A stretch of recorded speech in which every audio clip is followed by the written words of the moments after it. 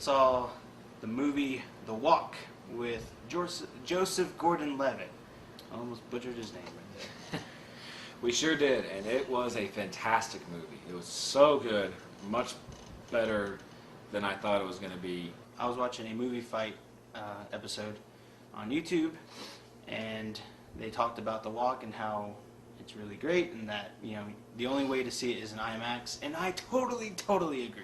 The only way to fully enjoy it is in IMAX, just because of that one scene of the movie, just the way it looks and the feel of it and everything. This movie was made to be experienced in IMAX. Yeah, so, I mean, you want to get the feel of Vertigo, just go watch that movie in IMAX. Oh, yes. Your legs will shake. I even read an article where a guy said he had to actually leave and people were actually getting sick because of the way they shot it, the pan zoom, I guess, over the crane shot over the the digital ground was so realistic. People got sick and had to leave. So yeah, you want an experience like that? Go see it. So we were fine.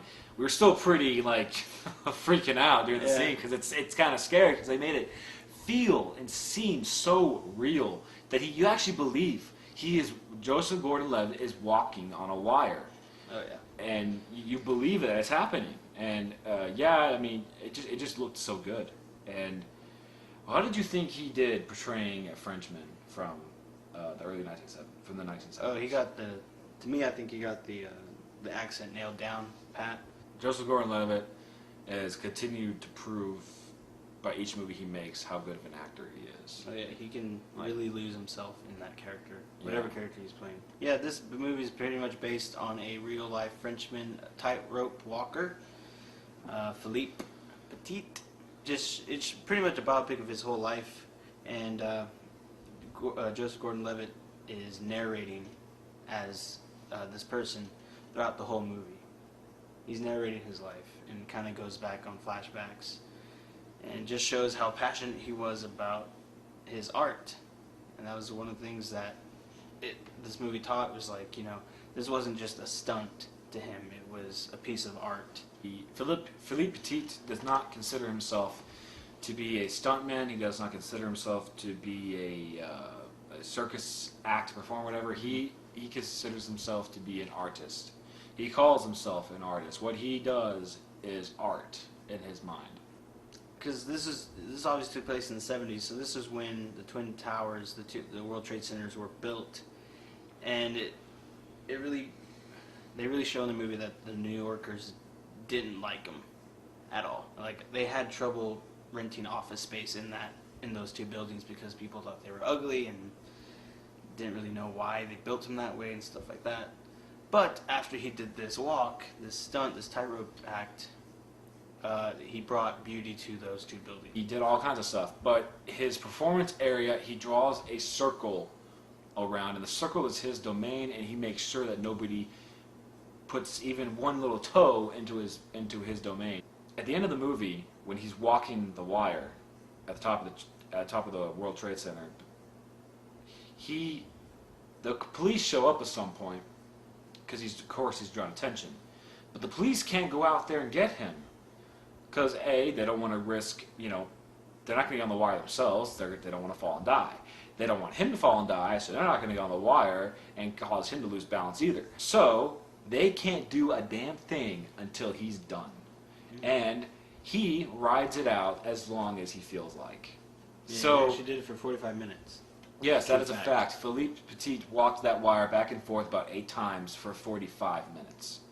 He knelt down on it. He lied down on it on his back. He even when he knelt down and applauded applauded New York City, applauded the towers themselves, and he even conversed with seagulls apparently up there. And apparently he loved every minute of it. The words I think he used was, "I was dying of happiness up there." So if you think about it, for those 45 minutes, that was his world. That was his domain. And the police could not enter his domain. So which to him was perfect. That is why the whole circle thing was such a good, important detail to be introduced early in the movie. And if you think about it, he put full trust in his other team on the other side of the other tower because his mentor told him, "You always check the riggings yourself." He did not have time to check on the other tower. He just once they barely had it up and ready to go by 7 in the morning. You might think that the movie is stretching the truth a bit in some scenes. For instance, Laying down. yeah, laying down. No, that really did happen. He really did lay down on the wire. That's like they kept that legit. Yeah, here's a picture. But no, there's a scene where they were supposed to shoot a thin wire on an arrow across the Twin Towers, from one tower to the other. And Philippe never heard the arrow hit. Mm-hmm. So he thought maybe it flew too far. And he's like, he's trying to find the wire. He's trying to look for the wire because he needs to find the wire. And he's thinking, maybe the wire's here, but I'm not seeing it because it's too dark.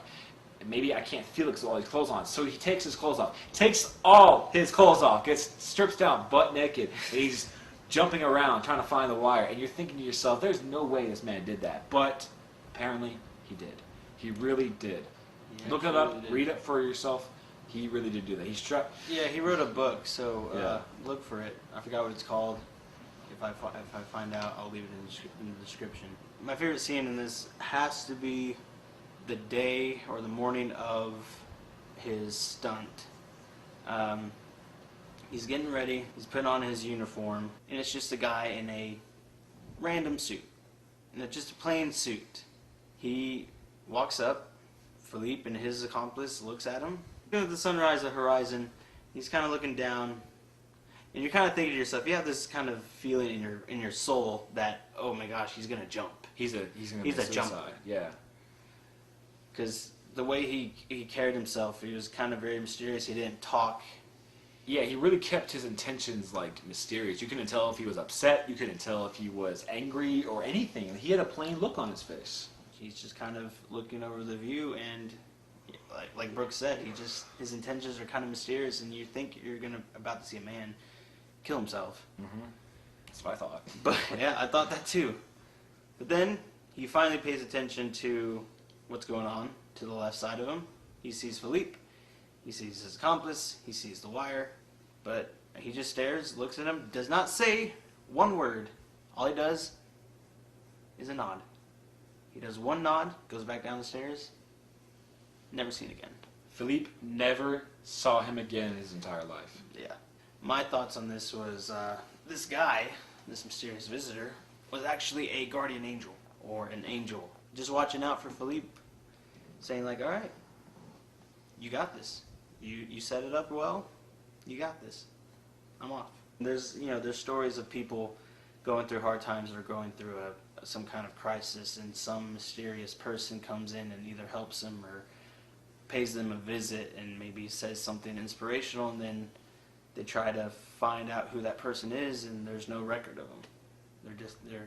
They've disappeared, or like they've never existed, or nobody else has ever heard of them. That's my opinion on what that mysterious visitor is. To me, this movie is an 8 out of 10. I give it an 8 out of 10. I give it a solid 9. Alright, like we said, it's a great movie. Joseph Gordon-Levitt. Go see it, The Walk, preferably in IMAX. Don't forget to subscribe. See you cinephiles later. We're out.